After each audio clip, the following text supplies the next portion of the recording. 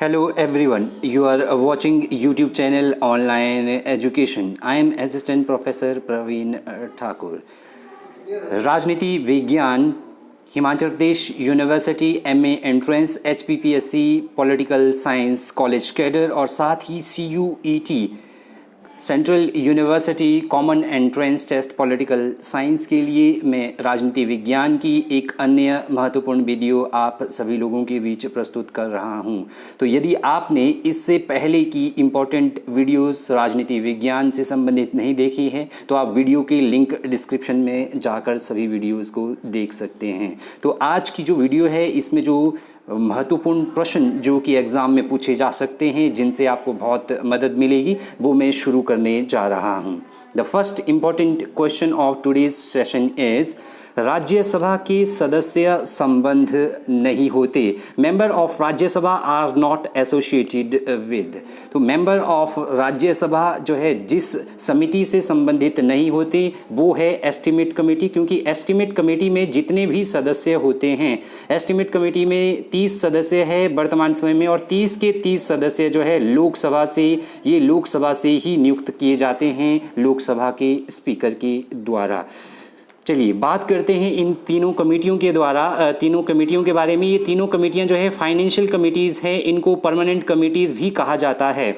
जब भी जो है संसद का सेशन रन होता है इन कमेटियों का महत्वपूर्ण योगदान रहता है। सबसे पहले है कमेटी ऑन पब्लिक अंडरटेकिंग, इसे हिंदी में कहा जाता है लोक उपक्रम समिति।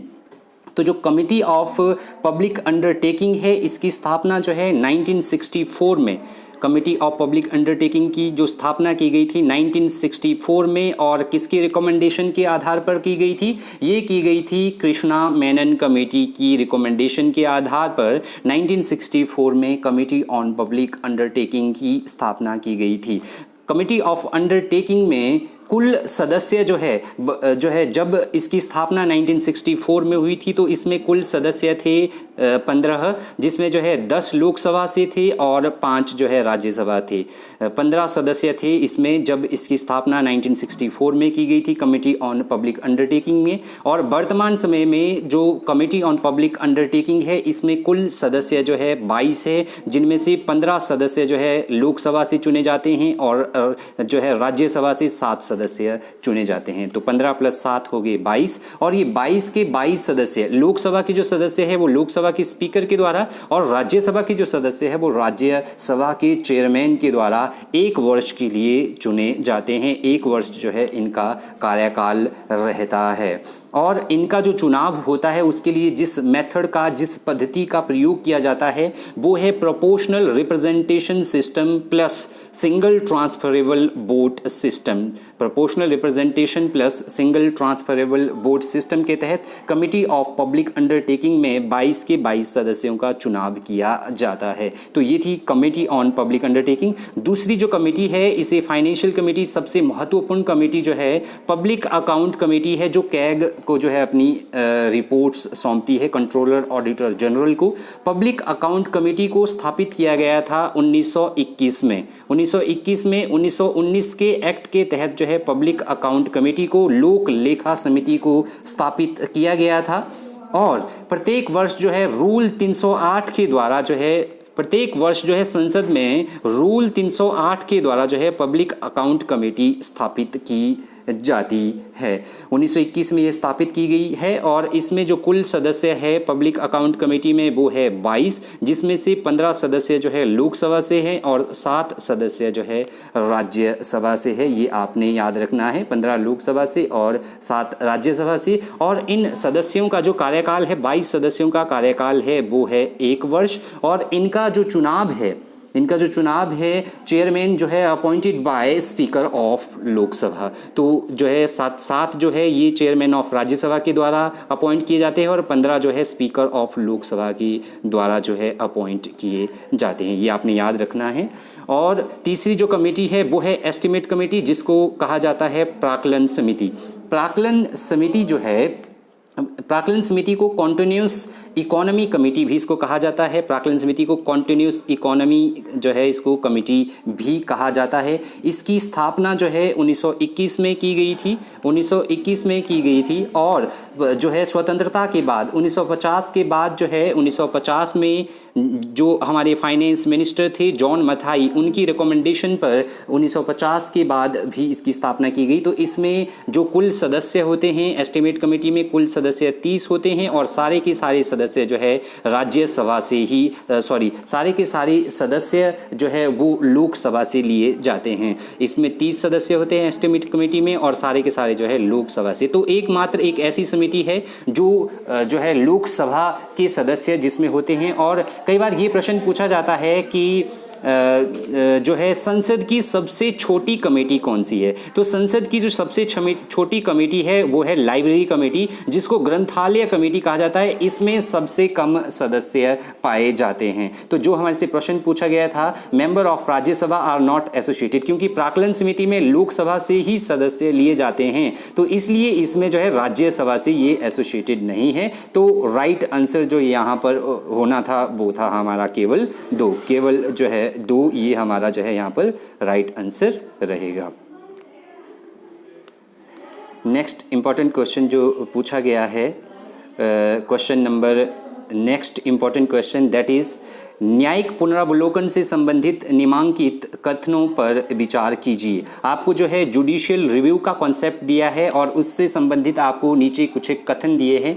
आपने उन कथनों पर विचार करना है कि उनमें से कौन से कथन सही है। तो इसका जो राइट आंसर है यहाँ पर वो है A, C एंड D। सबसे पहला जो है संविधान की जो 9वीं अनुसूची है उसमें जो अलिखित अधिनियम है उसमें न्यायिक पुनरावलोकन से उन्मुक्त है। Acts mentioned in 9th schedule of the Constitution are exempted from the judicial review। और दूसरा जो सही है वो है C, मेनका गांधी प्रकरण के बाद से कानून की उचित प्रक्रिया का सिद्धांत जो है भारत में आया है। The doctrine of due process of law is practically enforced after the Maneka Gandhi case. और जो नेक्स्ट इसका राइट आंसर है दैट इज D कि जो है the unamendability of the basic structure of the constitution is a judicial concept. तो इसका जो राइट आंसर रहेगा that is A, C and D। इसका जो राइट आंसर है that is A, C and D।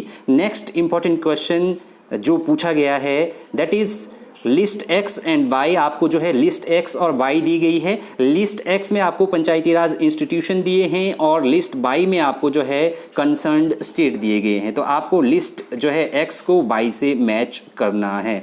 तो इसका जो राइट आंसर आपके पास रहेगा दैट इज आंसर नंबर 2, जहाँ पर जो है तालुका पंचायत जो है ये संबंधित है आपके पास गुजरात में। तालुका पंचायत जो है संबंधित है गुजरात से।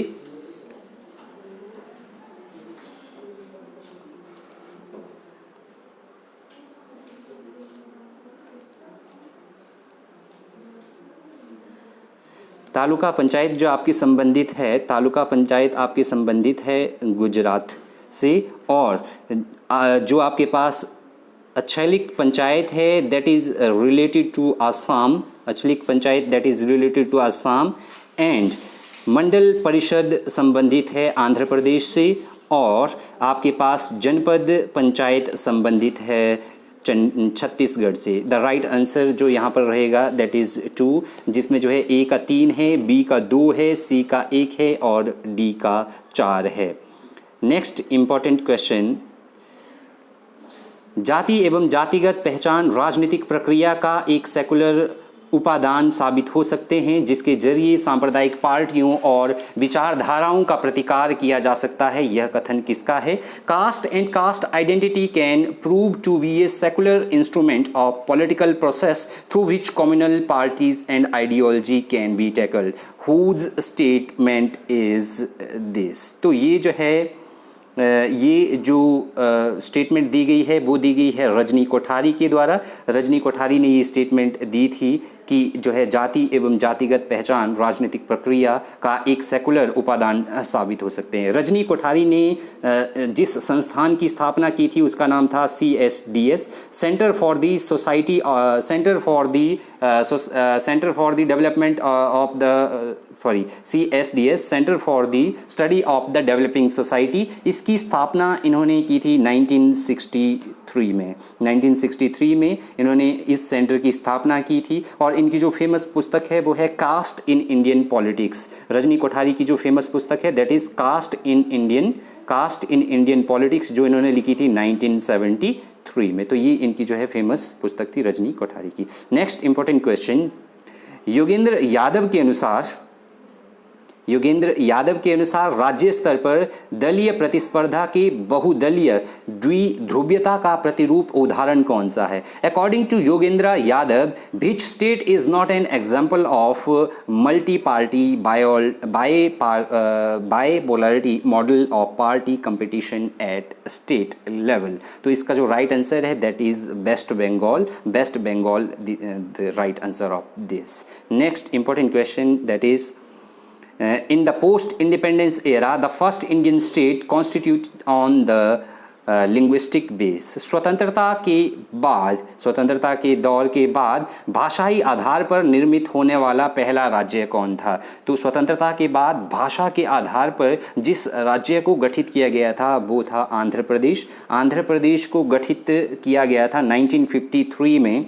1953 में इसको जो है out of the Telangana speaking northern parts of the Madras state. और जो प्रसिद्ध स्वतंत्रता सेनानी जिन्होंने जो है आंध्र प्रदेश को अलग जो है राज्य भाषा के आधार पर अलग राज्य बनाने के लिए जिन्होंने जो है अपने प्राण त्याग दिए जो है फास्टिंग करने के बाद, वो थे पोटी श्री रामालू। इनके जो है प्रयत्नों के परिणाम स्वरूप आंध्र प्रदेश जो है पहला राज्य बना था भाषा के आधार पर। बहुत इंपॉर्टेंट प्रश्न है जो आपको याद रखना है। Next important question that was asked in Minnowbrook सम्मेलन 1968 में लोक प्रशासन के कौन से 4 मुख्य मुद्दों पर बहस की गई है?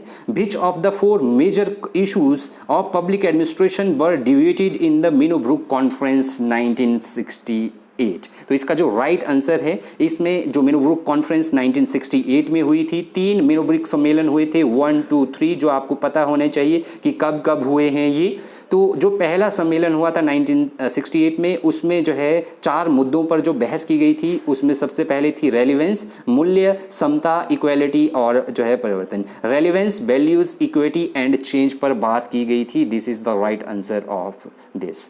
Next important question that is gang plank का संबंध है। गैंग प्लैंक रेफर्स टू, तो जो कॉन्सेप्ट ऑफ गैंग प्लैंक है, कॉन्सेप्ट ऑफ गैंग प्लैंक जो है हेनरी फ्यूल द्वारा पब्लिक एडमिनिस्ट्रेशन में दिया गया है, मैनेजमेंट से संबंधित। और हेनरी फ्यूल का मानना है कि यदि जो गैंग प्लैंक कहता है, वो कहता है कि यदि जो है डायरेक्ट कम्युनिकेशन होगा between 2 subordinate at the same level, तो कार्य जो है ज़्यादा इफेक्टिव तरीके से और कम समय में किया जाता है। तो इसका मानना है कि डायरेक्ट कम्युनिकेशन बिटवीन 2 सबऑर्डिनेट, मान लो ए और ए जो है सेम ऑफिस में काम करते हैं, तो उनके बीच जो है सेम लेवल पर डायरेक्ट कम्युनिकेशन जो है that is called gang plank. और गैंग प्लैंक जो है रेफर टू, तो इसका जो आंसर है gang plank refer to level jumping.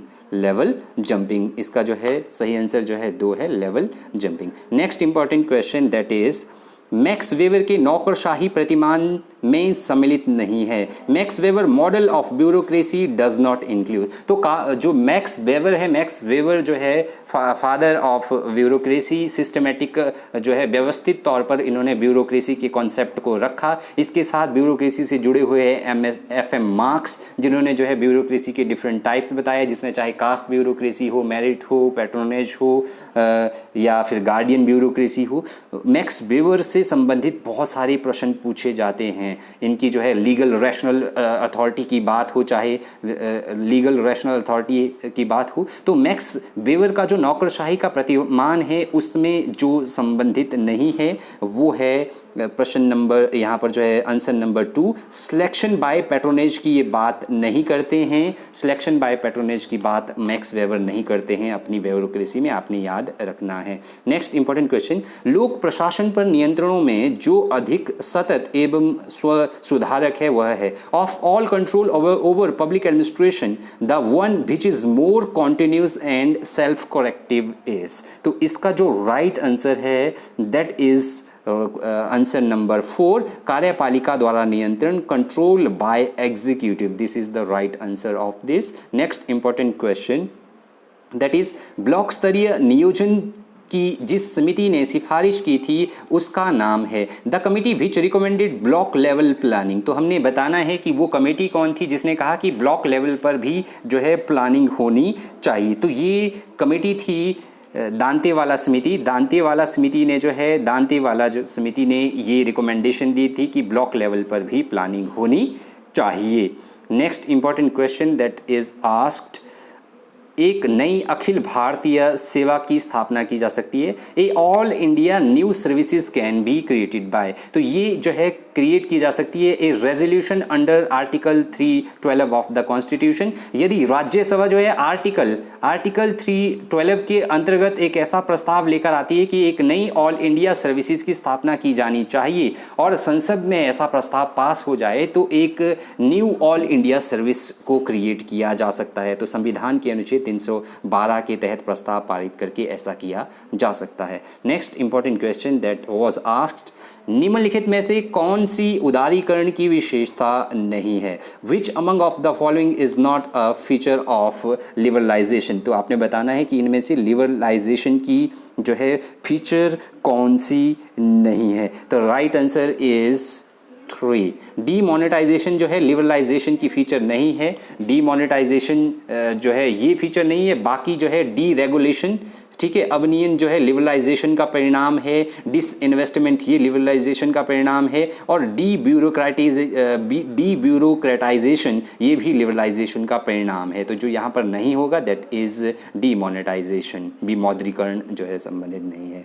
Next question जो आपसे पूछा गया है that is match list 1 with 2 and select the correct answer using the code given below. आपको लिस्ट 1 दी है और लिस्ट 2 दिए हैं, तो इनमें जो आपको कॉन्सेप्ट दिए गए हैं उन कॉन्सेप्ट का आपने मिलान करना है। तो जो इसका यहाँ पर राइट आंसर है दैट इज आंसर नंबर 3, जिसमें जो जीवीके राव समिति है this is related to 3, review of existing arrangement of rural development, और जो आपके पास बलवंत राय मेहता कमेटी है ये आपकी संबंधित है कम्युनिटी डेवलपमेंट से, और जो है सी नंबर पर LM सिंघवी कमेटी आपकी संबंधित है रिवाइटलाइजेशन ऑफ जो है प्राइमरी पंचायती राज इंस्टीट्यूशन डेवलपमेंट। ये बहुत इंपॉर्टेंट है, ये पूछा जाता है कि revitalisation of Panchayati Raj institution की डेवलपमेंट पर कौन कमेटी अपनी सिफारिश देती है, दैट इज़ LM सिंघवी। और चौथी है अशोक मेहता कमेटी। अशोक मेहता कमेटी जो है ये direct election for Panchayati Raj institution की बात करते हैं। राइट आंसर 3 होगा। तो ये बहुत इंपॉर्टेंट क्वेश्चन है, ये आपको याद करना है, that is very important.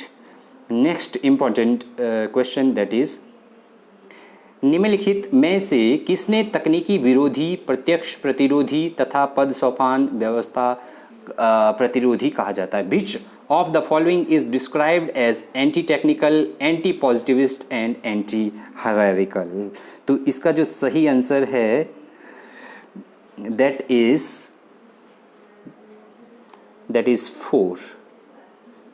4। NPA को जो है क्या माना जाता है? न्यू पब्लिक एडमिनिस्ट्रेशन को माना जाता है एंटी टेक्निकल, एंटी पॉजिटिविस्ट और एंटी हायरार्किकल इसको माना जाता है नव लोक प्रशासन को। Next important question, the principle of unity of command. तो जो principle of unity of command दिया गया है ये भी हेनरी फ्योल के द्वारा दिया गया है। Is complementary to the principle of, आदेश की एकता का सिद्धांत जो है किस सिद्धांत का पूरक माना जाता है? The right answer is hierarchy. तो ये जो है हायरार्की सिद्धांत का जो है क्या माना जाता है, पूरक माना जाता है, कॉम्प्लीमेंट्री माना जाता है। Next important question that was asked, list 1 and list 2 को आपने मैच करना है। तो इसमें जो राइट आंसर है दैट इज़ 1। जो ब्यूरोक्रेटिक थ्योरी है ये जो है रैशनल स्ट्रक्चर की बात करती है, और आपके पास जो है क्लासिकल थ्योरी बात करती है आपके पास एडमिनिस्ट्रेटिव प्रोसेस की, और इसके अलावा आपके पास सिस्टम थ्योरी बात करती है इकोलॉजिकल ओरिएंटेशन की, और बिहेवियरल थ्योरी बात करती है सेल्फ एक्चुअलाइजेशन की। द राइट आंसर इज़ 1, जिसमें ए का 3 है, बी का 5 है, सी का 2 है और डी का 1 है। This is the right answer.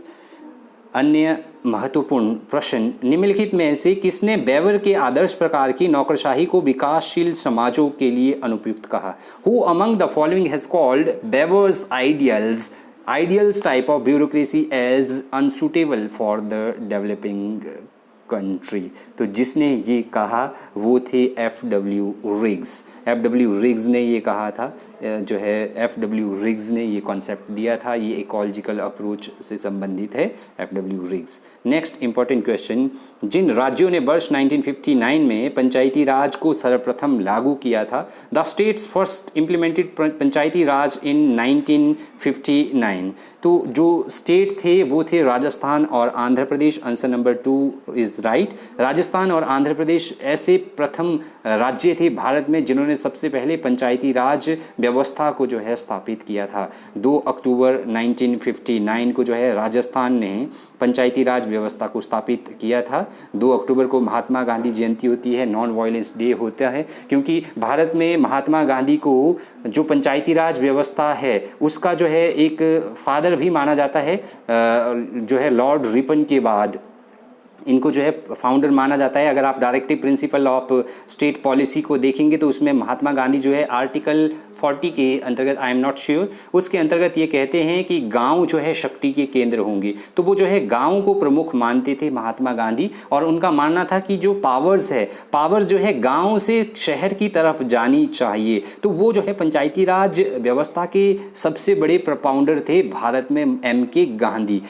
इसलिए 2 अक्टूबर को राजस्थान ने जो है पंचायती राज व्यवस्था को स्थापित किया था। Next important question that is, Bharat में केंद्रीय सतर्कता आयोग की स्थापना किस समिति की सिफारिश पर की गई है? Central vigilance commission of India was setup on the recommendation of. तो ये जो समिति है सेंट्रल विजिलेंस कमीशन जो है, जिसका स्लोगन जो है क्या है? इसका स्लोगन है ज़ीरो टॉलरेंस अगेंस्ट करप्शन। इसकी स्थापना की गई थी 1964 में। CVC की स्थापना 1964 में की गई थी, और इसका जो स्लोगन है दैट इज़ जो है ज़ीरो टॉलरेंस अगेंस्ट करप्शन। और जिस कमेटी की सिफारिश पर इसकी स्थापना की थी वो थी संथानम समिति। तो संथानम कमेटी के रिकमेंडेशन पर CVC एस्टेब्लिश किया गया था भारत में, और 25 अगस्त 1988 को CVC जो मेंबर, इसको जो है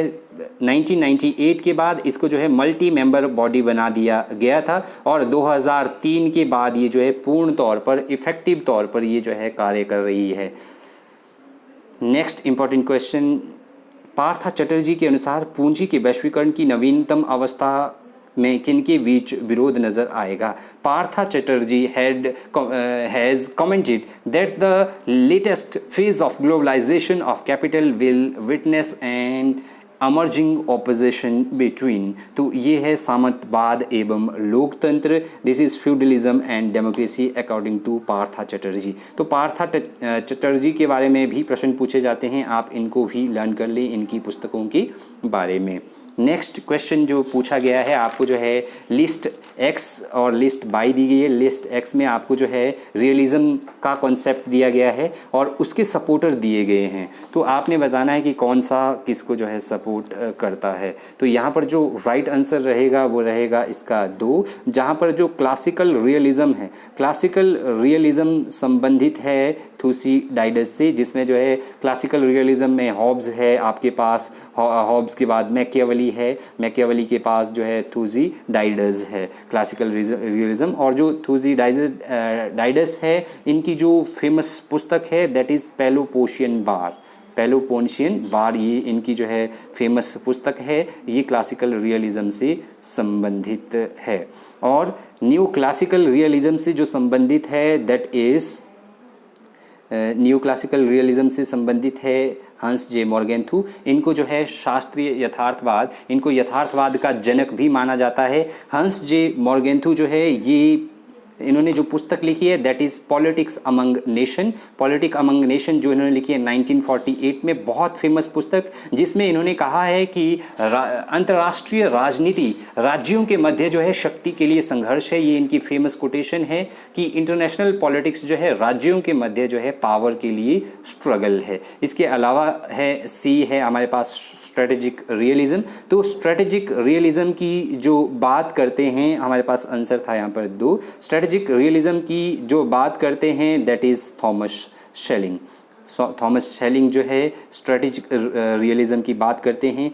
थॉमस शेलिंग जो है एक ये अमेरिकन इकोनॉमिस्ट है थॉमस शेलिंग, और इनकी जो फेमस पुस्तक है दैट इज़ आर्म्स इन्फ्लुएंस जो है ये इनकी फेमस पुस्तक है। Last one is new realism. तो न्यू रियलिज्म नव यथार्थवाद से जुड़े हुए हैं केनेथ बॉल्स, और केनेथ बॉल्स जो है अमेरिकन पॉलिटिकल साइंटिस्ट है। ये केनेथ बॉल्स क्या है? American political scientist. ये नव यथार्थवाद, और नव यथार्थवाद जो है शास्त्रीय यथार्थवाद की जो ये इसको एक सुधार मूवमेंट कहा जाता है यथार्थवाद के अगेंस्ट नव यथार्थवाद को। केनेथ बॉल्स जो है इसके प्रोपाउंडर रहे हैं।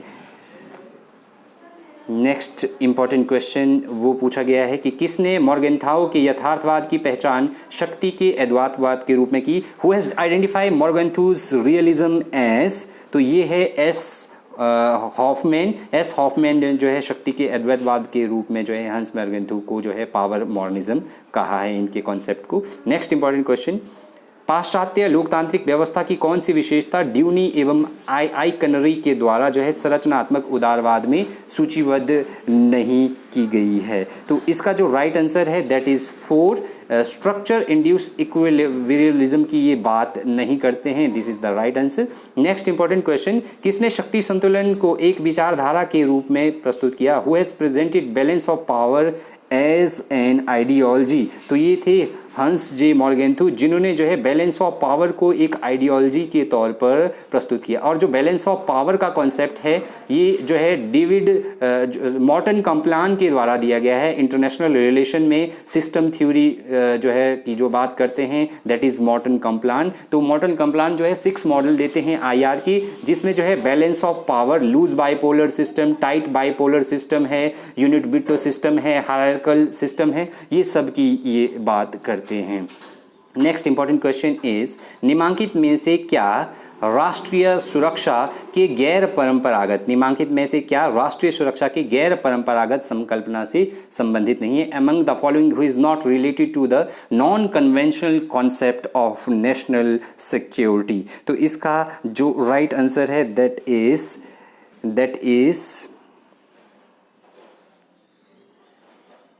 Is arm control. Question number answer number 3, arm control जो है राष्ट्रीय सुरक्षा और गैर परंपरागत संकल्पना से संबंधित नहीं है। नेक्स्ट इंपॉर्टेंट क्वेश्चन, अंतर्राष्ट्रीय संबंधों की राजनीतिक अर्थव्यवस्था की दृष्टि से निम्नलिखित में से क्या बेमेल है? तो among the following what is incompatible in the view of the political economy of international relation? This is south corporation जो है पॉलिटिकल इकोनॉमी से मेल नहीं खाता है। वॉशिंगटन कॉन्सेंस जो है ये पॉलिटिकल इकोनॉमी से संबंधित है। स्ट्रक्चरल एडजस्टमेंट भी पॉलिटिकल इकोनॉमी से संबंधित है। न्यू लिबरल इकोनॉमिक आर्किटेक्चर ये भी इससे संबंधित है। Now match the list 1 with 2। तो इसका जो यहाँ पर राइट आंसर रहेगा लिस्ट 1 with 2, इसका राइट आंसर है 2, जिसमें जो है brinkmanship is related with John foster Dulles से संबंधित है ये, और पीसफुल कोएग्जिस्टेंस है संबंधित जो है खुर्शचेव से, बी का जो है एक रहेगा। और three worlds is related to Mao Tse Tung, three world की बात माओ त्से तुंग करते हैं। और पेरेस्ट्रोइका जो है गार्बाचोव ने दी थी। पेरेस्ट्रोइका और जो है ग्लासनोस्ट और पेरेस्ट्रोइका, ये दो कॉन्सेप्ट दिए गए थे गार्बाचोव के द्वारा 1980 के दशक में यूएसएसआर की इकोनॉमी को स्ट्रेंथन करने के लिए। तो इसका राइट आंसर जो है यहाँ पर क्या रहेगा, दो मिलान का राइट आंसर रहेगा। And the last question of today's session वो पूछा है कि consider the following statement, instead of being hollow idealism, non-alignment is the moral realism of India's foreign policy. Non-alignment is the proclamation of the freedom of any nation's foreign policy. खोखले आदर्शवाद की बजाय गुट निरपेक्षता भारत की विदेश नीति का नैतिक यथार्थवाद है। ये बिल्कुल सही है। गुट निरपेक्षता किसी राष्ट्र की विदेश नीति की स्वतंत्रता का उद्घोष है, ये भी सही है। तो यहाँ पर जो राइट आंसर होगा वो होगा 3A और B दोनों सही है। The right answer is a और बी दोनों सही है। Thank you very much.